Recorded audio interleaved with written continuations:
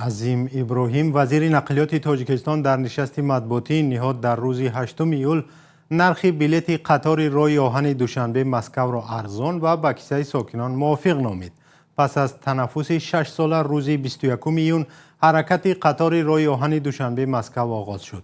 برخی ساکنان نرخ آن را گران و حتی نزدیک به نرخ بلیط هواپیما نامیدند.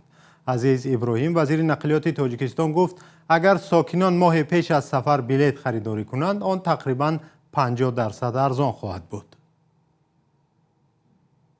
در حقیقت نرخ اصلی 3000 برای پلацкарт 3389.95 درهم.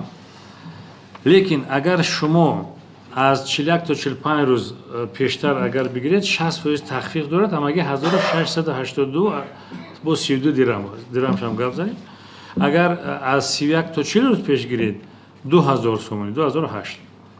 اگر از 10 تا 30 روز پیش گیرید از 10 اینم کلاه از یکم با نداره 2179 827.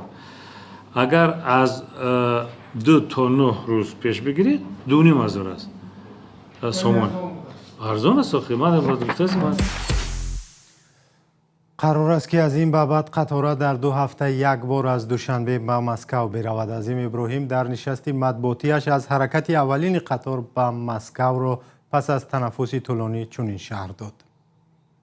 همین قطار یکم که رفت 111 مسافر از همینجا سوار شدند، اما تا مسکو رسیدن 686 نفر پر شد. 7 واگن پلацкарт بود، یک تا واگن کوپه و یک تا طرفخانه. ها بله.